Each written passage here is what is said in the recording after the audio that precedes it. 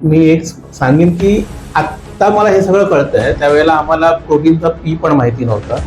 ज्यावेळी मी सुरुवात केली, फिटनेसचा तो एक फायदा असतो की तुमचं वय कळत नाही. बरोबर. अतुल मुंबईशी आल्यानंतर मला एवढा ओघ आला सगळ्याचा. मग ते काउन्सिलिंग, मी पहिलं काउन्सिलिंग वगैरे काय करत नाही, काउन्सिलिंग चार्जेस फीज काहीच घेत नव्हतो. पण मला समोरूनच विचारणा व्हायला लागली की सर तुमची फीज किती आहे? मला ना बॉडी बिल्डर घडवण्यापेक्षा ना जे बॉडी बिल्डिंग म्हणजे ज्यांना सांगितलं ना लोकांनी की तुम्ही बॉडी बिल्डिंग करू शकत नाही, तुझी बॉडी बिल्डिंगची स्ट्रक्चर नाही किंवा सिमेट्री नाही, अशा मुलांना घडवण्यात मला खूप मजा आहे. ते माझं पॅशन आहे. सगळ्यात महत्वाचा जो काळ असतो ना तो हा शेवटचे 2 आठवडे आणि शेवटचे 2 दिवस. हे बॉडी बिल्डिंगच्या दृष्टिकोनातून प्रिपरेशन कोच ज्याला म्हणतो आपण, त्याचं काम हे इथे आहे. नाहीतर गेनिंगला काय करायचं आणि कटिंगला काय करायचं हे दुनिया जाणते.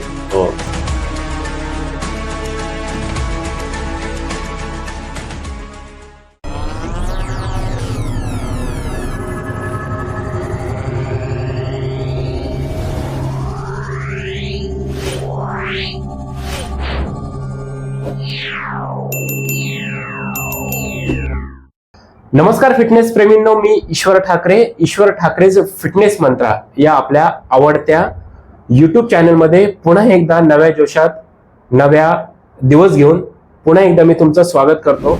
बऱ्याच बॉडी बिल्डर्सच्या आपण मुलाखती ऐकल्या आहेत, परंतु ह्या बॉडी बिल्डर्सला ट्रेन करणाऱ्या व्यक्तींच्या सुद्धा आपण मुलाखती या घेत असतो. यापूर्वी सुद्धा बऱ्याच कोचेस, ज्यांना आपण प्रेप कोच म्हणतो, त्यांच्या आपण मुलाखती घेतलेल्या आहेत. तर आजचा हा तुमच्या समोर असलेला चेहरा सर्वांना ज्ञात आहे, परिचित आहे. जे कोणी ह्या बॉडी बिल्डिंग क्षेत्रामध्ये कार्यरत आहे त्यांना तर हा चेहरा माहीतच असेल. तर या व्यक्तीने खूप सारे बॉडी बिल्डर्स आज या महाराष्ट्राला, भारताला दिलेले आहेत. तर त्यांचं नाव आहे संजय चव्हाण सर. नमस्कार चव्हाण सर, तुमचं खूप खूप स्वागत आहे माझ्या युट्यूब चॅनलमध्ये. बऱ्याच महिन्यांपासून आपलं सुरू होतं की बऱ्याच वर्षांपासून एक तुमचा पॉडकास्ट करायचा एक विचार होता. खूप बॉडी बिल्डर्स आज तुम्ही घडवले सर. त्याच्यामध्ये अतुल आमरे असेल, रसेल डिग्रेटो असेल, आमचा नाशिकचा मयूर शिंदे असेल, खूप सारे बॉडी बिल्डर्स. त्यांचं नाव आपण आता घेऊ शकणार नाही. अनिल बिलावा जे आता मागे एक्सपायर झाले. तर सर, एक ह्या बॉडी बिल्डिंग मधली तुमची पूर्ण सक्सेस स्टोरी, ही जर्नी एक प्रेप कोच पर्यंत तुम्ही कसे जाऊन पोहोचले हे आपल्याला आज जाणून घ्यायचं आहे. तर मला यापूर्वी सांगा, तुमचं बालपण, शालेय शिक्षण, एक महाविद्यालयीन शिक्षण तुमचं नेमकं कुठे कंप्लीट? मराठी वर्नाकुलम मीडियम म्हणजे मराठी मीडियम मध्ये शिवाजी विद्यालय माझी शाळा अभुदयनगर काळाच होती, मुंबईत प्रॉपर. माझा जन्म मुंबईतलाच. आणि त्यानंतर मी actually I am a commerce student. माझा सायन्सशी अजिबात काही संबंध नाही. पण मला पहिल्यापासून म्हणजे मी वाटतं मी 9वीत असताना मी पहिल्यांदा 1980 पहिल्यांदा मी जिम जॉईन केली. पाठारे जिम को. म्हणजे आम्ही अभुदयनगर पासून परेल पर्यंत चालत जायचो तेव्हा, सकाळी 5-5:30. आणि मुळात मी एक सांगेन की आत्ता मला हे सगळं कळतंय, त्यावेळेला आम्हाला प्रोटीनचा पी पण माहिती नव्हता. ज्यावेळी मी सुरुवात केली. आणि त्यावेळी आम्ही जो वर्कआउट करायचो 5-5:30 वाजता जाऊन वर्कआउट करायचो, जशी जिम चालू व्हायची आम्ही जाऊन वर्कआउट करायचो. सगळ्या चुकीच्या गोष्टी त्यावेळेला करायचो, पण तरी आमच्या बॉड्या एकदम सणसणीत होत्या, जबरदस्त होत्या, नॅचरल. आणि सगळं नॅचरल. प्रोटीनचं काहीच माहित नव्हतं, कुठची पावडर नव्हत्या, कुठचं काय नव्हतं. आपले चपात्या आणि आपलं नॉर्मल सगळं जेवण, तेच जेवण. म्हणजे आता मला जेव्हा मी सगळ्यांना डाएट्स देतो किंवा सगळं जेव्हा त्यांचं हे करतो, त्यावेळेला जे काय आता खरं आवश्यक असते त्याच्या नेमकं आम्ही उलट करायचो. म्हणजे न खाता पिता पहिला तो वर्कआउट करायचो, जो अतिशय चुकीचा आहे. पाणी प्यायचो नाही, बॉडी गरम असते मग पाणी प्यायचं नसतं. हे सगळे असे कॉन्सेप्ट त्यावेळेला होते जे अत्यंत चुकीचे होते. त्याच्यानंतर पण लगेच काय खायचं नाही, जसं जे आता खूप चुकीचं आहे ज्या गोष्टी. पण तरी सांगतो तुम्हाला की आम्ही एकदम जबरदस्त होतो. म्हणजे मला आठवत आहे की 19 वर्षाखाली ज्या वेळेला आम्ही क्रिकेट खेळायला जायचो त्या प्रत्येक वेळेला मला माझा आय कार्ड घेऊन जायला लागायचं. कारण आम्ही आमच्या वयापेक्षा नेहमी मोठे दिसायचो. त्यामुळे आम्हाला कुठे अडवायचं नाही. कुठल्याही ऍडल्ट पिक्चरला जायला आम्हाला कधीच कोणी आडकाठी केली नाही की तुम्ही 18 वर्षाचे नाही आहात म्हणून. फिटनेसचा तो एक फायदा असतो की तुमचं वय कळत नाही तुम्हाला. बरोबर. म्हणजे ज्यावेळेला तुम्ही छोटे असता त्यावेळेला तुम्ही बऱ्यापैकी अंगगाठी नसे इतरांपेक्षा खूप चांगले असतात आणि हो. ज्या वेळेला तुम्ही म्हातारपणाकडे झुकता तर म्हातारपण तुमच्याकडे फिरकत नाही. हो खरी गोष्ट. हा फिटनेसचा फरक आहे. हो. आता तुमचं वय किती सर? आता मी फक्त 58 वर्षाचा आहे. बर. पण एक बॉडी बिल्डिंग मध्ये आता तुम्ही कॉम्पिटिशन खेळलेलं नाही असं मला माहिती हा आहे. मी कॉम्पिटिशन बघा बरोबर. त्यावेळेला कसं होतं ना, मुळातच काय जसं सांगितलं हा.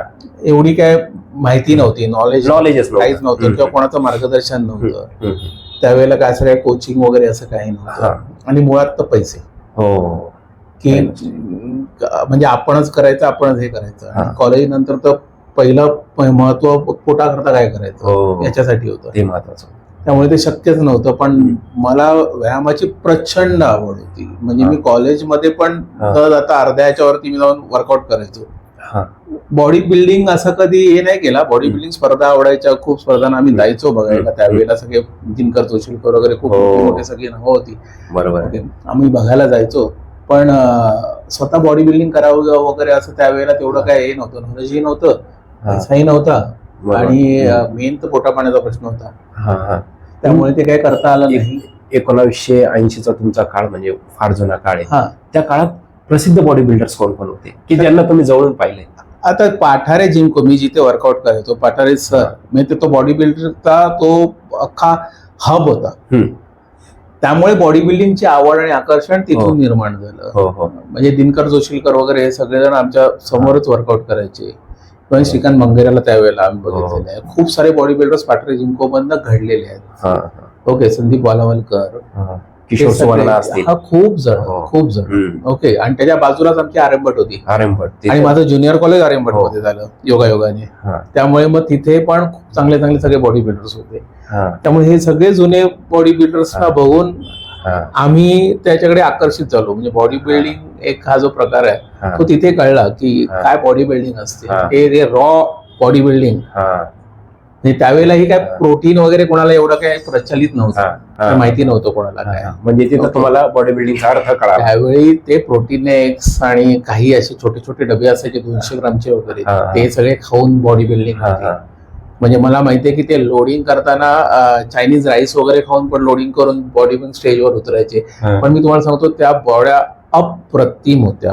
अर्थात आता खूप चेंज झाल्या, ड्रास्टिक हो. चेंज झाले. म्हणजे तुम्ही जर पूर्वीचे बॉडी बिल्डर्स बघाल आणि आताचे बॉडी बिल्डर्स बघाल, हा. खूप चेंजेस हो. आहेत, नो डाऊट. बरोबर. म्हणजे आताचे बॉडी बिल्डर्स पूर्ण कोरीव करून येतात. हा. बरोबर. पण त्या पद्धतीने सगळं चेंज झालंय ना. हो. त्यावेळी तेवढं ऍडव्हान्स काहीच नव्हतं ना, नॉलेज होतं. म्हणजे तुम्हाला तर युट्यूब आणि हा तर फार लांबचा प्रकार होता, कुठे बघायचं असतं. म्हणजे इंटरनॅशनल प्लॅटफॉर्म एवढे इझी अवेलेबल नव्हते ना त्यावेळेला. बरोबर. पण त्याच्यामध्ये पण ज्या बॉड्या लोकांनी कमवल्या आहेत ना त्या अप्रतिम हो. अप्रतिम. म्हणजे केवळ आणि मेन म्हणजे त्यांचं सातत्य होतं. हो. हो. आता जे बॉडी बिल्डर एवढं सातत्याने तुम्हाला दिसणार नाही. दर 2 वर्षांनी कोणतरी नवीन येतो. हो. हो. पण ते अक्षरशः त्यांनी रूल केलंय हो. बॉडी बिल्डिंग जगतावर. ओके. बरोबर. श्याम राठे, अनिल राऊत या लोकांनी. हो. आणि त्यावेळेला त्यांच्यामध्येच एवढी चुरस होती ना की लोक वेडे होते अक्षरशः हो. त्यांच्या हे करण्यासाठी. बरोबर.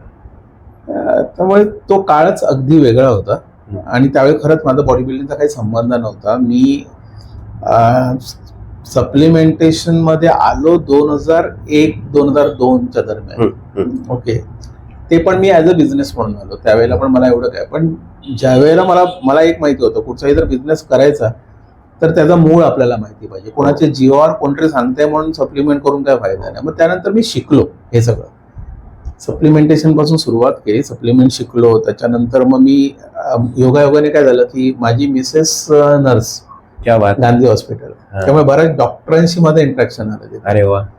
मग तिथे मी त्यांच्याकडनं बऱ्याच काही गोष्टी शिकलो. म्हणजे नाही तर ह्या गोष्टी माझ्या काही संबंध नव्हता माझा काय. पण मला शिक्षणाची त्यावेळेला आवड खूप होती. म्हणजे हे सगळं समजण्याची आवड होती.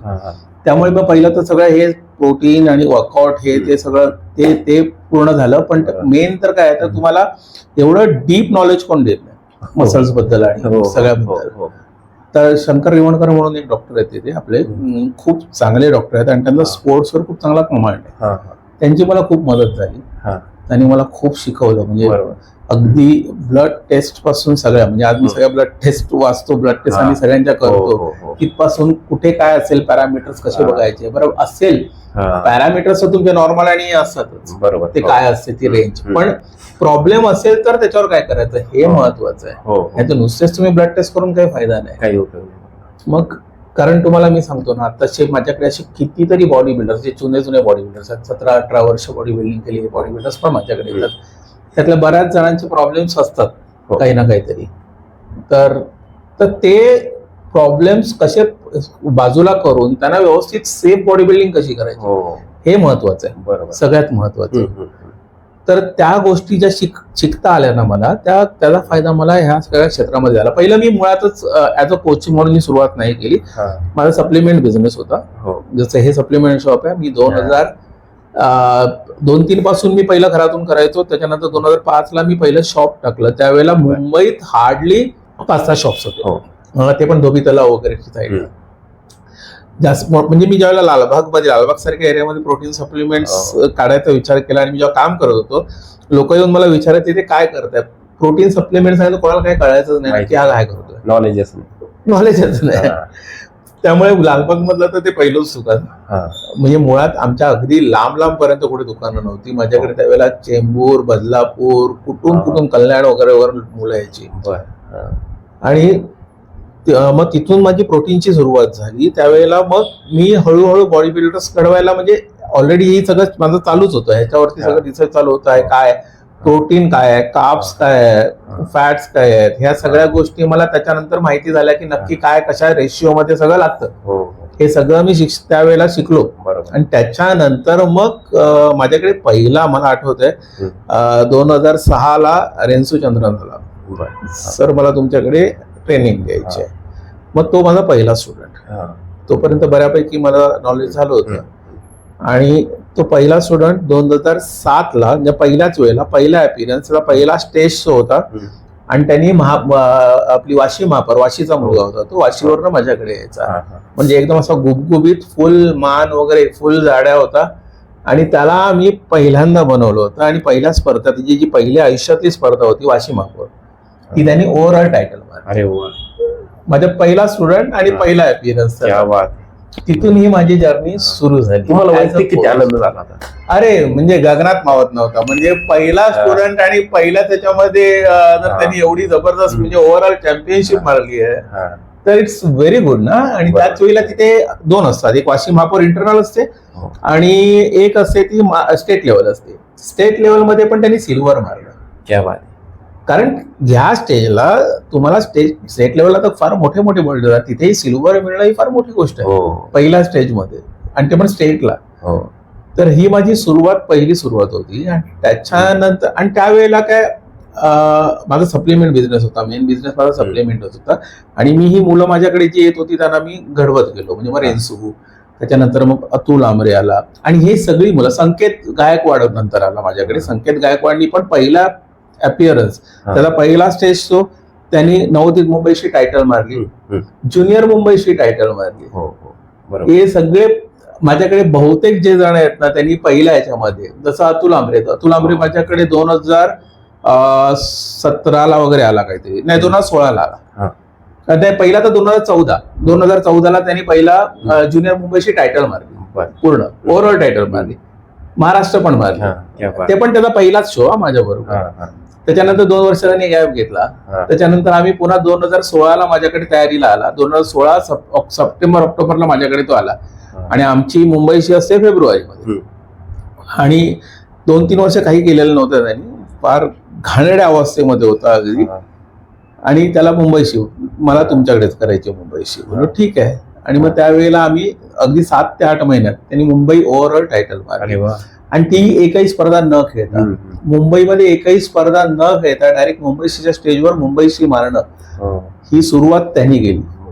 जी आतापर्यंत कधीच कोणी केली नव्हती. कारण आतापर्यंत जेवढे मुंबईशी त्याच्या आधी झाले होते ते बऱ्याच कॉम्पिटिशन पहिला ऑलरेडी मारत होते. त्यावेळी तसंच होतं.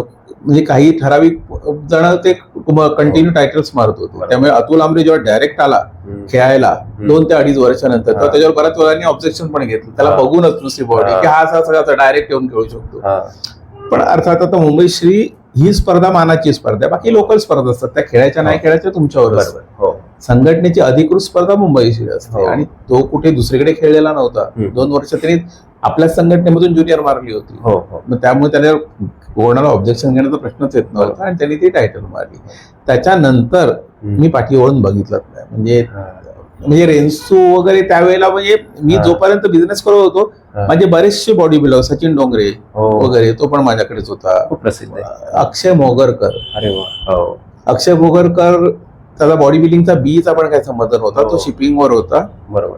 त्याला माझ्याकडे एक विनोद म्हणून आहे, तो घेऊन आला होता. तो पण असाच होता, सेम रेन्सू सारखाच, बॉडी बिल्डिंगचा काही संबंध नव्हता. आणि तो शिपवर जाणार होता. पण तरी पण आम्ही बोललो तयारी चालू करूया, आणि त्याचं शिपचं कॅन्सल झालं आणि आम्ही गेलिंग मध्ये होतो पूर्णपणे. मी डोंबिवलीमध्ये गेलो होतो, तू कुठेतरी कुठलं तरी एका जिमचं ओपनिंग होतं. त्यावेळेला मला बोला, सर माझं शिपचं हे झालं, मला नवोदित खेळायचे. आणि फक्त नवोदितला होते 5 आठवडे काहीतरी, आणि हा फुल गेनिंग मध्ये होता. मी बोललो, रे आपण तर तयारी पण केली नाही, तुला तू शिपवर जाणार होतस. तू नाही सर, काय करा, मला नवोदित करायचे. तिथून आम्ही कटिंग चालू केली. त्यांनी पहिल्याच ह्याच्यामध्ये, तो पण त्याची पहिली स्पर्धा, ते नवोदितची टायटल. फार कमी कालावधी. असे खूप जण आहेत. संकेत गायकवाड, त्यांनी पण पहिल्या अपिअरन्स मध्ये नवोदित मारली, ज्युनियर मारली. असे म्हणजे खूप जण आहेत की ज्यांनी त्यांच्या आयुष्यातल्या पहिल्या स्पर्धेमध्ये टायटल मारली. चिन्मय सेजवळ, तुम्ही इवन मयूर माझ्याकडे आला, त्याचा फोटो माझ्याकडे आहेत माझ्यामध्ये, बघा. म्हणजे त्याचा, आणि हा मुलगा बॉडी बिल्डिंग करू शकेल असं कोण बोलूच शकणार नाही. बघितले फोटो. म्हणजे हे जे वडील मला घेऊन आले होते माझ्याकडे मयूरला, त्यावेळेला मी स्वतः बघून बोललो, अरे बापरे, हा हे माझ्यासाठी चॅलेंज आहे. इव्हन तसंच एक चिन्मय शेजवळ म्हणून डोंबिवलीचा मुलगा होता. त्याची जेव्हा अतुल मुंबईशी झाला, त्यांनी सगळे बॅनर्स बघितले. डोंबिवलीला माझे आणि अतुलचे व्याय लागले होते, सगळे पोस्टर्स लागले होते की तेव्हा त्याची आई, ती आम्ही जिथे पहिल्यांदा राहत होतो अभुजनगर मध्ये 32 नंबर मध्ये, ते आम्ही एकाच बिल्डिंग मध्ये राहायचो. आणि त्याला आवड होती बॉडी बिल्डिंगची, पण हे मला माहिती नव्हतं, कारण बऱ्याच वर्षाचा गॅप झाला होता, कारण मी पण दुसरीकडे राहायला गेलो होतो. त्यानंतर त्यावेळी ते पोस्टर बघून त्याने आईला सांगितलं, हे संजय, हे जे आहेत ना ते कोच आहेत. ते बोलले, अरे हा तर आमचा बाबा, म्हणजे मला त्यावेळेला बाबा बोलायचे आमच्या बिल्डिंग. तर अरे हा, तर त्याला खरंच वाटे ना, त्याला त्याची आई, मला त्याला आईला फोन आला, बोललो हिचा फोन एवढ्या वर्षांनी कसा काय आला. आणि ती माझ्याकडे घेऊन आली, त्याला बघितलं. म्हणजे त्याचाही तुम्हाला असेल माझ्या फेसबुकवर वगैरे ट्रान्सफॉर्मेशन तुम्ही बघाल, कोण बोलूच शकणार नाही की हा मुलगा आहे. इव्हन त्याचा ट्रान्सफॉर्मेशन झाल्यानंतर 8-9 महिन्यामध्ये त्यांनी ओव्हरऑल टायटल मारली युनिव्हर्सिटी, मुंबई युनिव्हर्सिटी. त्यांनी ज्युनियरला गोल्ड घेतलं. त्या मुलाच्या सगळ्या ओव्हरऑल परफॉर्मन्स मध्ये, चेहऱ्यामध्ये एवढा फरक झाला की खाली तुम्हाला अशा कमेंट्स पण दिसतील की हा तो मुलगा नाहीये. इतका चेंज होता, एवढा प्रत्येकामध्ये हा चेंज होतो. ओव्हरऑल तुमचं सगळं बॉडी स्ट्रक्चर, तुमचं ओव्हरऑल लुक चेंज होतं. म्हणजे जे अशक्य गोष्टी होत्या ते तुम्ही शक्य करून दाखवले. असे खूप जण आहेत. त्याच्यानंतर 2017 नंतर मग पाठी वळून बघितलंच नाही. पण 2017 नंतर काय झालं, अतुल मुंबईशी आल्यानंतर मला एवढा ओघ आला सगळ्याचा. मग ते काउन्सिलिंग, मी पहिलं काउन्सिलिंग वगैरे काय करत, मी काउन्सिलिंग चार्जेस, फीज काहीच घेत नव्हतो. पण मला समोरूनच विचारणा व्हायला लागली की सर तुमची फीज किती आहे. कारण कसं आहे, तो माझा बिझनेस नव्हता, माझा बिझनेस होता सप्लिमेंट. तर मग माझी आवड होती, मी करत होतो, ती माझी पॅशन होती. म्हणजे मला करायला मिळालं नव्हतं आयुष्यामध्ये जी मला आवड होती. मला तेव्हा मार्गदर्शन नव्हतं, मला काही नव्हतं. पण मग मला ती आवड मी अशी जोपासली की मग आपण नाही ना, चल आपण नाही करू शकलो, पण चल मुलं आहेत ना, मुलांना करतो. म्हणजे ते जिंकतात तेव्हा मी जिंकल्यासारखंच आहे, आपल्याला आनंद भेटतो. कोणी शेवटी स्वतः मारला तर काही स्वतः एक कॉम्पिटिशन मारतो. माझी मुलं जेव्हा टायटल्स मारतात तेव्हा मी शेकडांनी टायटल्स मारतो. बरोबर. तेव्हा तो आनंद एक वेगळाच असतो. मग मी त्याच्यामध्येच खूप एक समाधानी होतो. आणि ते माझं पॅशन होतं ऍक्च्युली, बॉडी बिल्डर घडवणं. आणि मग ते एक ट्रेंड झाला की माझी मुलं कोण आहेत. म्हणजे कारण त्याच्यानंतर कसं आलं, अनिल आला. अनिल 2019ला 18ला माझ्याकडे आला. आणि 19ला त्यांनी 18ला पहिली नवोदित मुंबईशी मारली. त्याच्यानंतर त्यांनी मुंबई ओव्हरऑल मारली 2 महिन्यांनी. नवोदित मुंबईशी मारलेल्या एकाही मुलांनी आजपर्यंत सिनियर मुंबईला गोल्ड पण घेतलं नाहीये. जमीन आणि आसमानाचा फरक असतो. त्यामुळे सगळ्यांना वाटलं की त्याच्या आधी सगळ्या कॉम्पिटिशन सुशील मोरकर खूप छान गुणी मुलगा आहे, चांगला बॉडी बिल्डर आहे, तो मारत होता. सगळ्यांना वाटलं की तोच ह्या वर्षीचा मुंबई शो. आणि 2019ला जेव्हा, आणि अनिलनी काय झालं, अनिलनी नवोदित मारली होती, पण नवोदित नंतर त्याला मी एकही स्पर्धा खेळवली नव्हती. आणि सगळ्यांना वाटलं की हा काय, आणि हा आला तरी काय करणार आहे, नवदीप हो. मुंबईशी मारलेला मुलगा कधी मुंबईशी हो. मारलीच नाही आजपर्यंत. हा. त्यामुळे झालं काय की ज्या वेळेला तो सुशील जेव्हा आला वेंग द्यायला, तेव्हा सुशीलने ग्रुप बघितला नाही, हा. आणि एकाच ग्रुपमध्ये त्यांनी अनिलच्या ह्याच्यामध्ये त्यांनी वजन दिलं, कारण टायटल मारणारा मुलगा कशाला कोण ग्रुप बघेल. खरी गोष्ट आहे.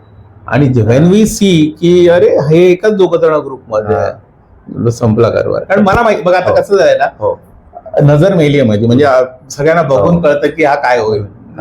त्यामुळे मला माहिती होतं की अनिलची क्वालिटी काय आहे. हो. आणि अनिलने क्लिअर उडवलं, म्हणजे कंपॅरिझन पण नाही, नो कंपॅरिझन ऍट ऑल त्यावेळेला. सर, आता तुम्ही तुमच्या सगळ्या स्टुडंटचं कौतुक करताय, खूप छान वाटतं. एका गुरुच्या तोंडून एक स्टुडंटचं कौतुक होणं कोणाला चांगलं वाटणार नाही, प्रत्येकाला चांगलं वाटेल. तुम्ही स्वतः कोच आहात सर. आता मध्यंतरीच्या काळामध्ये अशा गोष्टी झाल्या की आज मी संजय चव्हाण सरांकडे तयारी करतो, उद्या परत दुसरा परत तिसरा, एक सर्कल चालू असतं बॉडी बिल्डर्सचं. तर हे तुम्हाला योग्य वाटतं का? हा विषय फार मोठा आहे.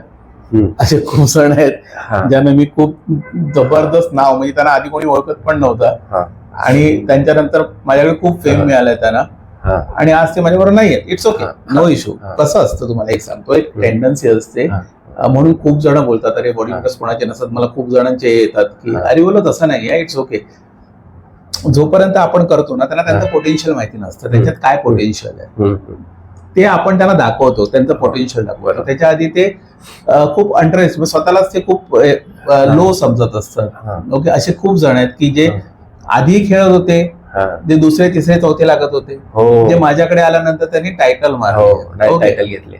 पण एकदा त्यांना त्यांचं पोटेन्शियल कळलं की हे माझं पोटेन्शियल आहे, हे मी त्यांना दाखवून देतो, मी पूर्ण त्यांना तयार करतो, त्याच्यानंतर त्यांना कळतं की हा ही सरांनी केलं ठीक आहे, पण ही तर माझी बॉडी आहे.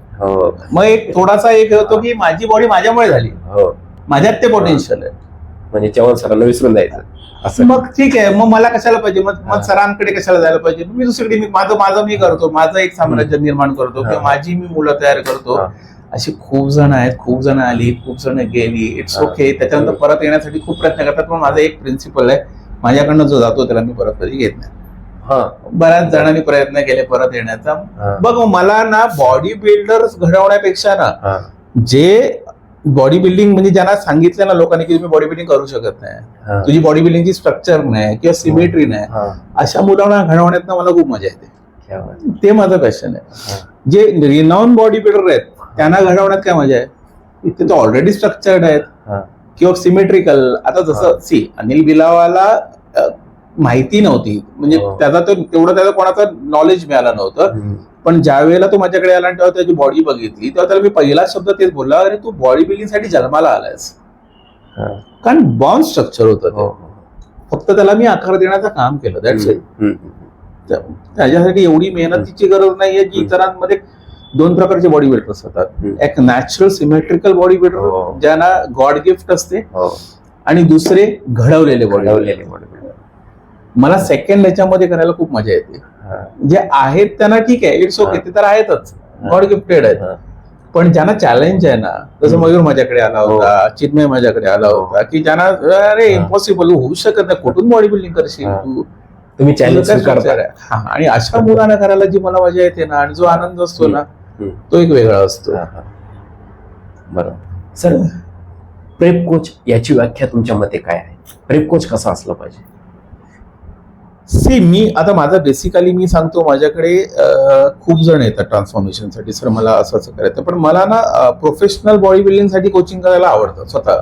म्हणून मी आतापर्यंत तर मी कित्येक जणांना स्पष्टपणे नाही, मला कारण ते काय डाएट करणं आणि हे करणं ते मला नाही आवडत. त्यापेक्षा मला चॅलेंजेस घेऊन कॉम्पिटिटिव्ह लेवलचे जे बॉडी बिल्डर्स आहेत किंवा फिटनेस फिजिकला जी मुलं आहेत ते करण्याची मजा येते ना, त्यामुळे मी त्याच दृष्टिकोनातून माझा अभ्यास केला. सगळ्यात महत्वाचं काय माहिती, प्रेप कोच आणि बाकीच्या कोच मध्ये जो फरक आहे तो सगळ्यात महत्वाचा जो आहे, ट्रान्सफॉर्मेशन करणं इझी आहे, म्हणजे तुम्ही एखादा ट्रान्सफॉर्म करू शकता, पण कॉम्पिटिटिव्ह लेवलला ज्या वेळेला तुम्हाला स्टेजवर उतरायचं ना, ती बॉडी आणि त्याचा कम्प्लीट स्ट्रक्चर आहे ना, ते वेगळं असतं, त्याचा काही संबंध नाही आहे. ओके, म्हणजे तुम्हाला असे कित्येक जण दाखवीन मी तुम्हाला, वर्षभर एवढे जबरदस्त असतात ना की त्यांना बघून पण मला की अरे हा तर 100% ह्या वर्षीचा विनर आहे, पण त्या शेवटच्या आठवड्यात त्या एवढ्या चुका करतात ना की वर्षभर केलेली त्यांची जी मेहनत असते ना ती पूर्ण मातीत घालवतात.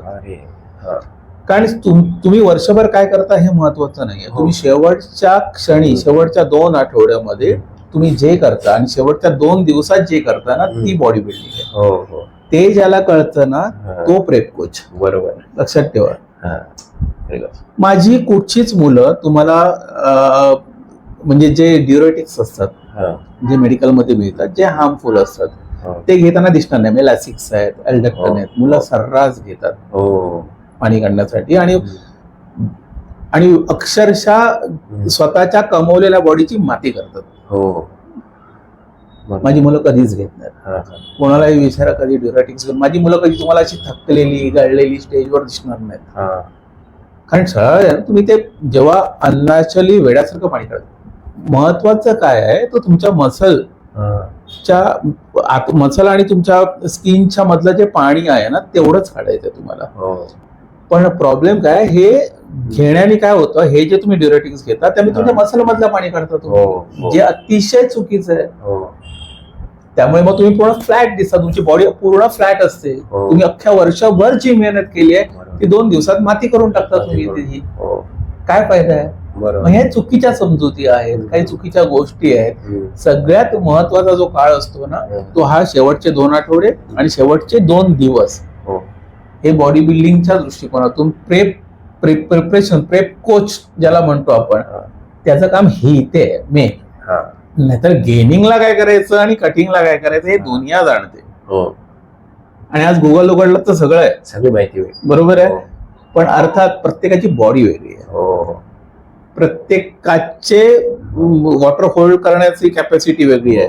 लाईफस्टाईल वेगळी. सगळ्यांचं वेगळं. सगळ्यांचं बॉडी टाईपच वेगळं आहे. त्यामुळे प्रत्येकाला एकच मात्रा लागू नाही होऊ शकणार. आज तुम्ही मुंबईत बघाल किंवा कुठेही ऑल ओव्हर कुठेही बघाल तर माझे डाएट सगळीकडे अवेलेबल आहे. सगळेजण कॉपी करतात. पण महत्वाचं ते नाहीच आहे. कोणाला काय हवंय तर त्याच्या बॉडी प्रमाणे वेगवेगळे आहे ना. ते महत्वाचं आहे.